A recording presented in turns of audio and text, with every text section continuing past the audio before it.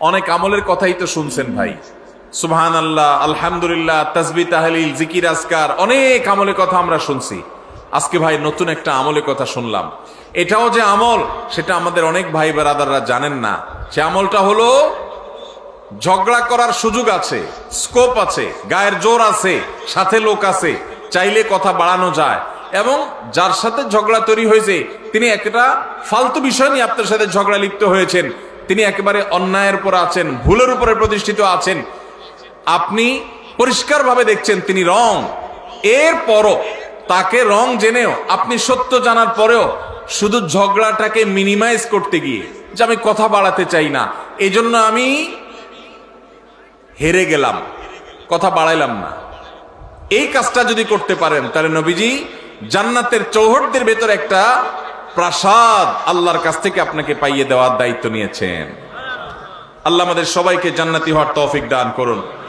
ভাইরা আমার, এই আমলটার প্র্যাকটিস করবেন তো আজ থেকে ইনশাআল্লাহ। দিনে যদি একবার এই আমলের প্র্যাকটিস করতে পারেন, কয়বার? একবার।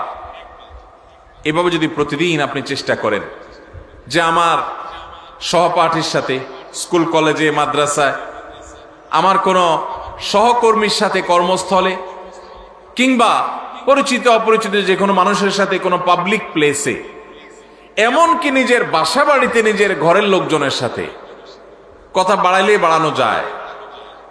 অন্যায়টা সে করছে আপনি জানেন, এরপরও যদি আপনার রাগটাকে হজম করে নেন তাহলে এই পুরস্কার আল্লাহ আপনাকে দিবেন। আপনি দুনিয়া থেকে জান্নাতি, এটার নিশ্চয়তা আল্লাহর কাছ থেকে আপনি করে যেতে পারবেন যদি আপনি ঈমান ফরজ আমলগুলোর পাশাপাশি এই আখলাকটা অর্জন করেন। চেষ্টা করা যাবে না ইনশাআল্লাহ? মুশকিল কি জানেন? মুশকিল হলো ইবলিস। ইবলিস কি বলবে জানেন? ইবলিস বলবে যে মাথা খারাপ, তুমি যদি এখন জবাবটা না দাও, উনি যে একটা অন্যায় কথা বললো এটার জবাব না দিলে এর মানে তুমি তার অন্যায়টাকে মেনে নিলা। ইবলিস বলবে কি বলবে না? এটারে বলে নেক্সুরত ধোকা। এটারে কি বলে ভাই? নেক্সুরত ধোকা। বুঝেন আপনারা? বুঝেন না? মানে দেখতে মনে হয় যে কাজটা ভালো কাজ, আসলে শয়তানি কাজ। আসলে কি কাজ? শয়তানি কাজ। শয়তান আপনাকে সবসময় উত্তেজিত করবে। শয়তান বলবে না, তোমাকে এখানে কিছু বলতে হবে, না বললে তো তুমি হেরে যাবা, তুমি দুর্বল থেকে যাবা। সে মনে করবে তুমি দুর্বল, শয়তানরে বলতে হবে আমি দুর্বল থাকলাম, আমি হাইরাই গেলাম, আমি মেনেই নিলাম। কেন? কারণ ওই যে নবীজি জান্নাতের গ্যারান্টি দিয়েছেন। জাইম শব্দটি আরবিতে অত্যন্ত গুরুত্বপূর্ণ অর্থবহ একটা শব্দ। জাইম শব্দের মানে হলো জিম্মাদার, দায়িত্বশীল। নবীজি বলেছেন সে জান্নাত পাবে তা নয়, তিনি বলেছেন আমি দায়িত্ব নিলাম, দায়িত্ব গ্রহণ করলাম, আমি জাইম হলাম ওই ব্যক্তির যেই ব্যক্তি ঝগড়া পরিহার করলো, সে হকের উপর আছে, সত্যের উপর আছে, তারপর সে ঝগড়া করলো না। আল্লাহ আমাদের সবাইকে এই গুণটা অর্জন করার তৌফিক দান করুন। ভাইরা আমার, ঝগড়া এড়াবার চেষ্টা করবো তো ইনশাআল্লাহ। যদি ঝগড়া এড়াইতে পারেন, কথা বললেই কথা বাড়ে। এমন একটা কথা বলছে পুরো মেজাজটা গরম হয়ে গেছে, আমি এখন চাইলে আরেকটা কথা বলতে পারি কিন্তু বললাম না, বাহ্যিকভাবে হেরে গেলাম। শয়তান কিন্তু উস্কাবে, শয়তান কিন্তু খোঁচাবে, শয়তান কিন্তু উত্তেজিত করবে, বলবে যে আরে মাথা খারাপ, এভাবে যদি হাল ছেড়ে দাও তো সবাই কি মনে করবে? মনে করবে এর দোষ ঠিকই আছে, নাহলে সে চুপ করে চলে গেলে কেন? সবাই মনে করুক আমাকে খারাপ, আল্লাহ আমাকে ভালো মনে করবে ইনশাআল্লাহ। এই গুণটা অর্জন করা যাবে ইনশাআল্লাহ ভাই।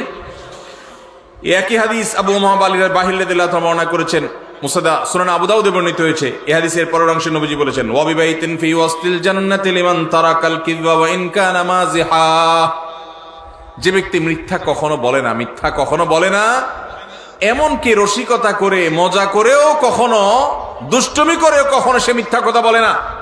আজকাল যুবকদের মধ্যে দেখবেন দুষ্টুমি করে, হাসতে হাসতে, খেলার ছলে, বিনোদনের ছলে মিথ্যা কথা বলা, এটাকে অপরাধ পর্যন্ত মনে করছে না। মুসলমান সিরিয়াসলি তো মিথ্যা কথা বলবেই না, এমনকি দুষ্টুমি করে, মজা করে, রসিকতা করে মিথ্যা বলতে পারে না। নবীজি বলেছেন কেউ যদি দুষ্টুমি করেও মিথ্যা কথা বলা থেকে পরিহার করে, দুষ্টুমি করতে যাচ্ছে, মিথ্যা বলতে যাবে, আল্লাহর ভয় এসেছে, সে পরিহার করেছে, তার জন্য আল্লাহ নবী সাল্লাল্লাহু আলাইহি ওয়াসাল্লাম বলেছেন জান্নাতের সেন্টার পয়েন্টে আমি তার প্রাসাদের দায়িত্ব নিলাম। এরপরে হাদিসের শেষ অংশে নবীজি বলেছেন ওয়া বিবাইতিন ফি আলাল জান্নাতি লিমান হাসানা খুলুকাহ। যে ব্যক্তি তার আচরণ সুন্দর করবে, কি সুন্দর করবে? আখলাক সুন্দর করবে। তার আচরণটা মধুর মতো হবে, তার কথা থেকে মধু ঝরবে, সবাই তার থেকে মিষ্টতা অনুভব করবে। তার কথার মধ্যে কর্কশ ভাব থাকবে না, বেয়াদবের মতো আচরণ করবে না, অহংকারের মতো আচরণ করবে না, ঝগড়াটে স্বভাবের হবে না, বিনয়ী হবে, বিনম্র হবে, মাটির দিকে চেয়ে চলবে। সে যখন হাঁটে তখন মনে হয় যে মাটিতেও টের পাচ্ছে না। কারোর সাথে ঝগড়া হলে আস্তে করে মাথাটা নিচু করে সে সেখান থেকে চলে যায়। সবাই তাকে বোকাশোকা মনে করে, কিন্তু এই যে নিরীহ কিসিমের মানুষ, জান্নাতীর মার্কা যাদের মধ্যে সবচেয়ে বেশি, সে মানুষ সম্পর্কে নবীজি বলেছেন যে ব্যক্তি তার সার্বিকভাবে আচরণটা সুন্দর করবে, কারোর হক মারবে না, সবার হক আদায় করে দিবে, সবার যার যার প্রাপ্য পরিশোধ করে দিবে, সবার সাথে আচরণটা সুন্দর করবে, কারোর সাথে রূঢ় আচরণ করবে না, খারাপ ব্যবহার করবে না, গালমন্দ করবে না, এবং মানুষের সামনে উচ্চবাচ্য করবে না, বেয়াদবি করবে না, ঝগড়া ফাসাদ করবে না। আখলাককে যে সুন্দর করবে, আচরণ যার ভালো হবে, যার অমায়িক আচরণে এলাকাবাসী সবাই বলবে হ্যাঁ লোকটার আচরণ অমায়িক। নবীজি বলেছেন এরকম যদি কেউ আখলাককে সুন্দর করতে পারে, জান্নাতের সর্বোচ্চ শিখরে, সর্বোচ্চ মাকামে আল্লাহ তাআলা তাকে প্রাসাদ, আল্লাহর পক্ষ থেকে নবীজি প্রাসাদ পাইয়ে দিবেন ইনশাআল্লাহ।